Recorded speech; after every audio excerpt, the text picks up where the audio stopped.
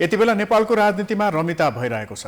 नेपालको इतिहासमै पहिलो पटक प्रतिनिधि सभाको एउटै कार्यकालमा दुई पटक विघटन भएपछिको राजनीति तातेको छ। प्रधानमन्त्री र राष्ट्रपतिको मिलेमतोमा संविधान विपरीत प्रतिनिधि सभा विघटन गरिएको आरोप लागेको छ। संविधानको धारा 76 को उपधारा 5 को सरकार बनाउनु पर्नेमा त्यसो नगरिएको भन्दै आज सर्वोच्च अदालतमा विपक्षी गठबन्धनले मुद्दा दर्ता गरेका छन्। एक रिपोर्ट। नेपाली कांग्रेस, नेकपा माओवादी केन्द्र, नेकपा एमालेको खनाल नेपाल समूह, जसपाको बाबुराम उपेन्द्र समूह र राष्ट्रिय जनमोर्चा सम्मिलित विपक्षी गठबन्धनले संसद पुनर्स्थापना र कांग्रेस सभापति शेरबहादुर देउवालाई प्रधानमन्त्री नियुक्त गर्ने मागसहित सर्वोच्च अदालतमा मुद्दा दर्ता गरेको छ।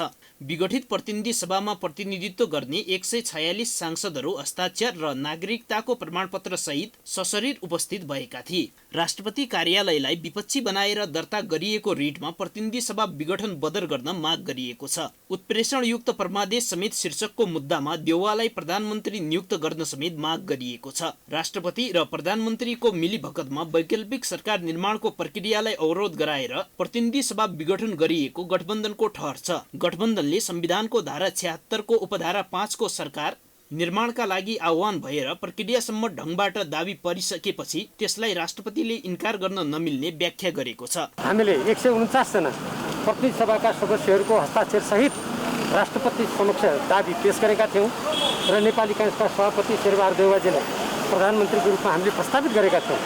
त्यसमा प्रवेशै नगरी राष्ट्रपतिले प्रधानमन्त्रीसँग मेलमत गरेर संविधान मिचेर उहाँले जसरी मध्यरातमा फेरि प्रतिनिधि सभा विघटन गर्ने प्रधानमन्त्रीको सिफारिसलाई उहाँले अनुमोदन गर्नुभयो। यसरी नेपालको लोकतन्त्र, नेपाली जनताले धेरै कठोर संघर्ष आन्दोलनबाट प्राप्त गरेको उपलब्धि नेपालको संविधानमाथि जसरी उहाँले खुल्चने काम गर्नुभयो। रिट दायरपछि कांग्रेस नेता रमेश लेखकले प्रतिनिधि सभाको 54% सांसदहरूले विभिन्न 3 वटा दाबी सहित रिट दायर गरिएको जानकारी दिनुभयो। जननिर्वाचित संस्थाबाटै लामो संघर्ष, त्याग र बलिदान पश्चात निर्मित संविधानलाई मास्ने काम भएको लेखकको भनाइ छ। राष्ट्रपतिजीले वैधानिक दाबी भएको मान्य शेरबहादुर देउवा र मान्य प्रधानमन्त्री ओलीजीको तुलना गरेर चाहिँ त निर्णय गर्नुभयो, जुन चाहिँ त असंवैधानिक हो।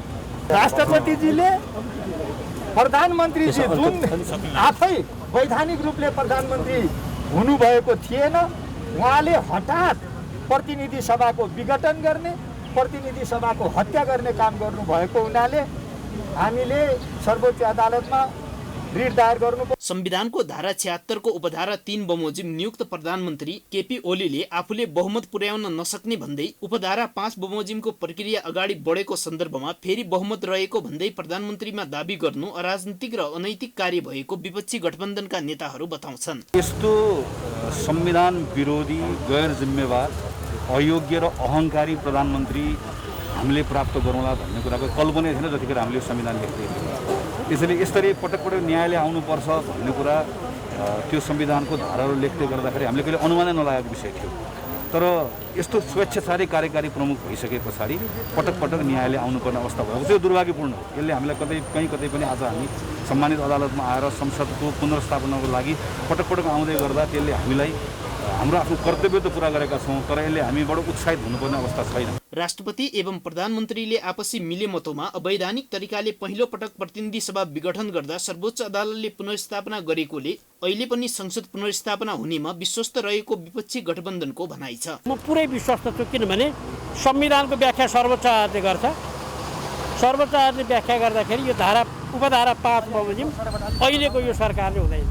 दललाई 1 देखि 3 सम्म दलको कुरा, उपधारा 1 देखि उपधारा 3 सम्म दलको कुरा, उपधारा 4 विश्वासको मत लिने कुरा, उपधारा 5 सांसदको हकको कुरा।